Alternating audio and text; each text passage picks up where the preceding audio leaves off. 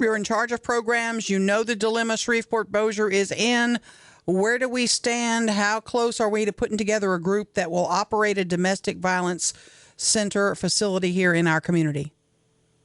So we're working closely with the local government there and with the community leaders in the Shreveport area to assure that there's going to be a continuation of services even after Providence House is no longer going to be operating their shelter in that location. We basically want a long-term solution, so we have solicitation out there in the community, and I know the mayor's office and several of the community groups are working to put together a proposal that's due to us by around May 20th. And at that time, we're going to look at the proposal and move forward from there.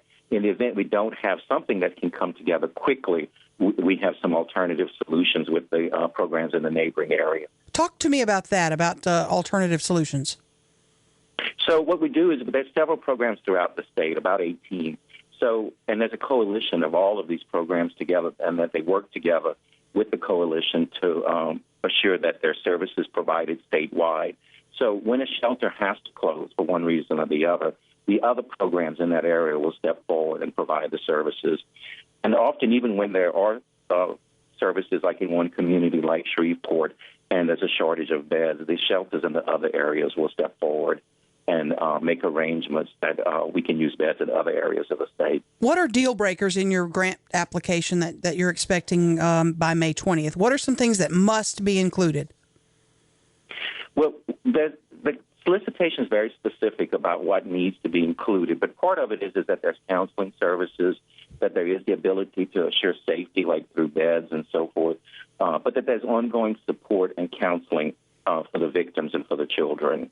And those are critical, and that there's some expertise in that area about providing domestic violence services to victims. How many state dollars, or it's a combination, I guess, of state and federal dollars, are up for grabs in this? How much is available? Last year, we had approximately $225,000 in that area, or that's the specific grant that Providence House had. From year to year, it varies, and of course, we're in the budget process right now, so we're not certain what that's going to be until the last day of session. But last year was about $225,000. When groups or municipalities come to you and apply for various grants, et cetera, how proactive are you in helping them get it right? Or do you just say to them, nah, that's not quite what we're looking for, we got to turn you down? Or will you say to them, okay, you're in the right direction, let us help you? Yeah, we work with the local community, and what we want is this to be a community effort.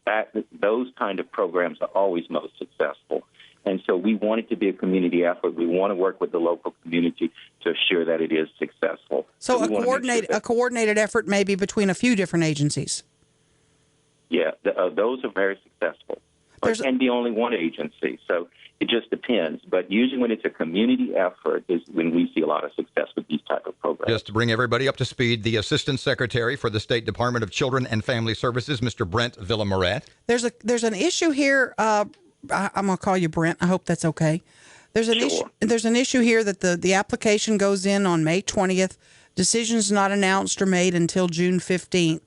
Whoever this new agency is has 2 weeks to get something up and running. How are we going to make that work? We're going to work with them. So if they need more than 2 weeks, we will make sure that the programs in the other bordering areas of that location will provide the services. We're committed to assure that there will not be an interruption of services for citizens in that area. You get such a commitment from the mayor and other leaders in town, too? You feel like you have a lot of support? Absolutely. The community has really stepped forward. We were impressed with. We had a meeting there a few weeks ago.